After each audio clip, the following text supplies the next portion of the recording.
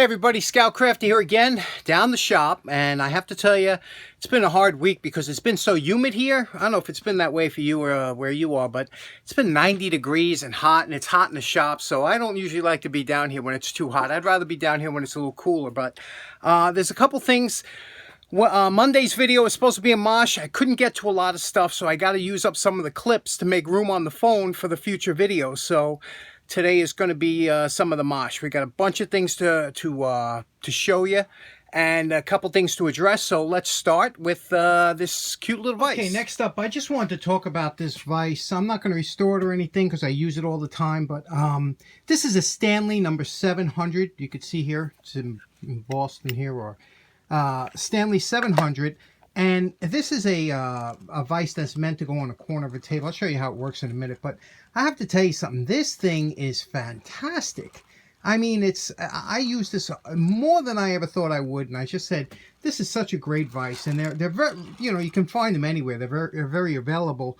But let me show you how this works and why I use it so much. Now, the vise is meant to clamp on the end of a bench, and I know my buddy Dave has one, and I'm telling you, and it has some kind of, I guess this is a fiber board that came from the factory that's replaceable. Now, I wonder if they made a left and a right-handed version, because it'd be nice to have one of these at each end of the bench, but this would be, I guess, a left-hand version because it has to go in the left-hand corner. And I'll show you why it's so nice, because you can use it in so many ways. You know, it sits here, it's low profile, you don't really notice it too much, but you can put items that go down, across. I'll give you a few examples. I use this a lot for when I'm doing grinding with the paddle grinder or angle grinder. You know, you could place something in here and you could grind on it this way. You can also place it down here, and it gives you a good grip on here because it has a lot of purchase on the tool. So it's not like it's just a small area. So if I had to do this section, I mean, that is secure on there, and it gives me a nice way that I could keep moving it around, you know, depending on what part of the bar I want to work on. And it's just a great tool. I've used it dozens of times. Now, here it is. If I was working on the sledgehammer and I had to do some work on the face or something like that, I could place it into the vise like that. But I can also place it down like this if I wanted to work on the head and do something in here. And I can't tell you how versatile this vise is. You need to look for one. Try and pick one up. So again, Stanley number 700. Keep an eye out for one of these. They don't go for a lot of money, but it's well worth your purchase. Okay, next up, do you remember I did that little hammer on Monday?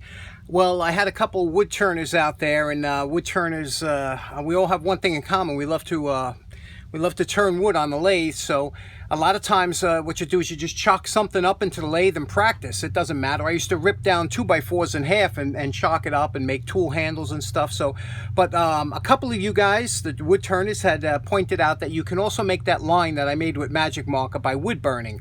And that's what these little tools are here. I don't know if you could see them here. I've had them for years. Let me show you how that works for people that never saw that. Okay, now we're over at the wood lathe, and like I said, I used to take some old 2x4s, rip them in half. That'll give you somewhat of a square piece that you could start with. Just draw 2 diagonal lines between the corners. That'll mark the center. Put a little, just stick it in with a punch, you know, to make a little mark there, and then line it up here with the spindles here, and you can see that it'll go right in, and then just turn this, tighten it up a little bit so that it presses in and it don't slip out on you. Lock this down, make sure everything's tight, and there you go. Now we're going to make a quick tool handle, and I'm going to show you how that burnishing wire works.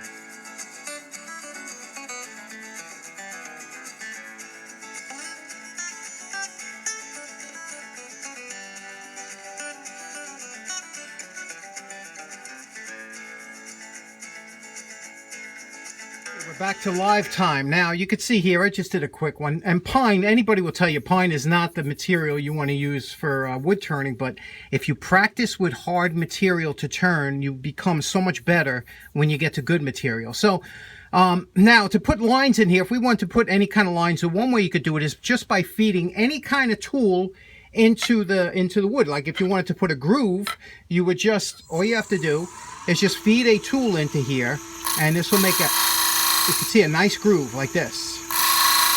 And you could do that, you know, this is how they make those honey spoons, you know, those honey dippers. And how easy is that, right? And now, if you wanted to, let's say we want to do that burnishing with the wire.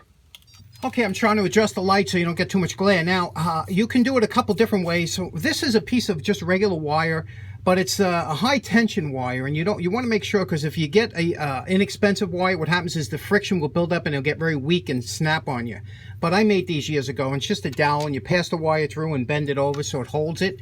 And what you're going to do is you're going to turn it over, and first we're going to put it in the groove here, and I'll show you how that works. Okay, first we're going to put it in the groove. Just hold it against the groove, and it'll build up, friction will build up a lot of heat real quick, and it will make a dark, you see it's burning? And there you go. That's how you can make, we'll do it to the one next to it.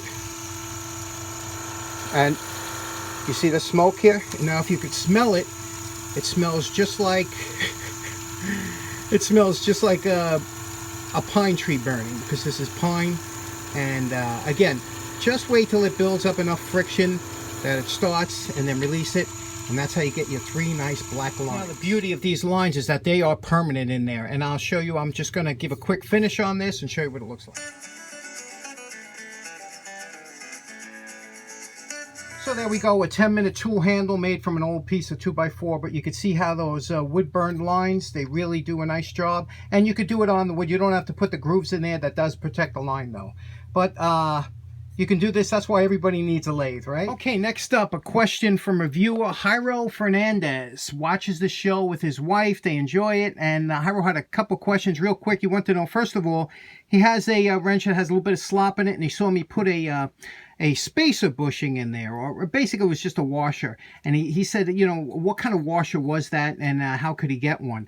Now, the funny things about washers is, you know, I have a whole assortment of, whenever I get some washers, I throw them in this bin. These are the kind of brass washers, but the kind of washer that I used for that was an unusual type of washer, and in the sense that it was had a larger hole in it. It was something like this one here, but you can buy the best thing to do is to buy these kits that you see on, you know, you first off, you look on Google under types of washers, and you'll see a chart like this. Then find out what kind of washer you want, what it's called, because they all have different names. Like, for example, this is called a finishing washer. You've seen these before. They go under like a screw to make it look nice, you know. That's a finishing washer. Over here is a fender washer. These are very popular, and you can see it's got a small hole and a big body around it. Next off, we have the machine bushings, which is a similar type of washer, but you can see here, the machine bushing has the, it's very similar to what you need, but you need a much smaller one, so I don't know how small they run. And from there, you can look on and get an assortment. If you want to make one, because you only need one, you could do that about too. A spacer washer like this is you don't have to worry about it being made of steel, because it could be made of any material. It's just made to take up space. It can be a heavy-duty plastic. It can be made of aluminum, brass, or whatever you want. And they sell regular punches, hole punches that you could use. If you don't have one of them, you could make a punch from a piece of tubing, and you just have to sharpen the edge. You can do that one of two ways. One, you could do it with a countersink on the inside, sharpen the inside, or you could run it across a sander or grinder and sharpen the outside. But either way, you're going to get this nice and sharp, and then I'll show you how you punch. For this material, I chose the lid off of a container, and this one here, it's supple yet strong, and it's also of a pretty decent thickness. We're going to drill a hole over here near the edge with just a regular drill bit, drill a hole, and then we'll punch around that. Okay, see, I drilled 2 holes here. Now what I'm going to do is I'm going to place this over a piece of wood in the vise. I like to use the end grain. That's much better for accepting a punch without dulling it. And then what I'm going to do is I'm going to center the sharpened area of the punch around that hole there. Try and get it as centered as I can, and then punch it out. You might have to do this a couple times. That's why I made more holes, to get a really centered one, because it takes a good eye to get that centered, and just punch it out. Now, using this method, you can have any size diameter, any size thickness, any size internal. So that's one way you can make your own washers, but the best way is to get one of those kits and always have them on hand. Next up, Jairo's second question was, he has a clamp, a nice Cincinnati clamp, similar to this, that he wants to fix, but he says the threads are very wobbly. And what he's talking about, look at this. This my girlfriend gave me. This was her dad's. I'm going to do this up so nice. Isn't this a nice clamp? It will be. Anyway, This is what he's talking about. See that wobble in there? Oh man, that's the dreaded wobble. There's nothing I know of that you can do other than, you know, weld this in and retap it, but it's just too much trouble. But that happens because people use these clamps without lubricating the threads. Anytime you're going to use a threading device for pressure or for this kind of application, you always want to put a drop of grease or oil on the threads. Preferably my 50-50 mix of oil and grease. That works perfect, and that'll stop this from happening. But this happens from years and years and years of use, so there's really nothing you can do. Sorry, Hiro, I wish I had better news for you on that clamp, but here's something I find pretty interesting. If you look at, this is a picture from about 1980. My sister was getting married, my dad was there, and if you look, my grandmother, to her right, behind her, there is an oak tree, and to her left behind her, there's a wild cherry tree. Now, that was 39 years ago. And I'll fast forward 39 years and look what they look like today. And it just goes to show you how, when you look at these old pictures and you say, wow, look how things have changed, huh? But that oak tree is now one of the biggest in the neighborhood, and it's one of my prized possessions. Now here's that oak tree, and if you look real close, you can see how high it goes. You know, this thing is huge, one of the biggest oak trees in my neighborhood.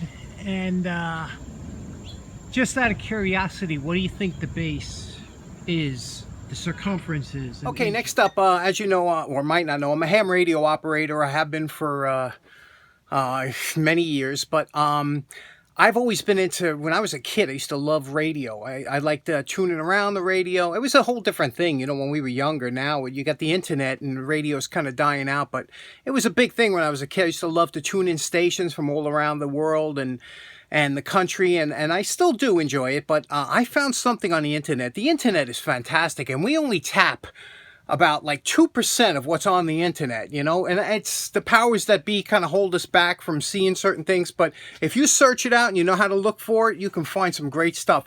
I found a fantastic site. I was talking to my friend Brian. We were talking about the good old days of shortwave listening and how it's gone now because the interference with the internet and everything, you know, the broadcasting signals that they have, it's just killing radio. But this is really great. I found a website. It's called Radio Garden, and I'll have a link in the description. Let me give you a little demonstration of what it is. It's just really great. I think you'll love it. Okay, when you first click onto the link, you'll see this little play button. If you hit this, it'll take you to a globe, or it'll take you down to an area that might be you. Now, when it does, it'll take you right to a radio station. And you'll hear it. Now, if you want, you can move to a different, all those little green dots are different radio stations. As you zoom out, you might move to a different one here. You'll see, you'll pick up another radio station depending on where you're at. You can go all over the world, and each time you stop on a dot, it'll pick up a different radio station. And this is just amazing because, and it'll show you, if you look to the left, it'll show you, you can zoom in and you can zoom out, and then it'll show you exactly where you're at. And then you click on another station if you want to get to different music or whatever it has. Over to the right, it'll show you the time, what time it is there, and what stations that are playing. And you could just go all over the world and pick up different stations. It's just the most wonderful little tool that I have found on the internet, and I hope you enjoy it as much as I have. I've been floating around listening to stations up in, you know, like up here in Canada. Over here, we're gonna go, you know, a little bit further up. We'll go into Russia, and just so many great stations. I really think you're gonna enjoy this. So check it out. I think you'll like it. I think you'll be amazed at what kind of music is playing around the world. And I hope you like it. So in closing, don't forget to check out that radio link. I'll have it in the description, Radio Garden. And thanks very much for tuning in. I hope you have a nice day. Stay cool. Bye-bye now.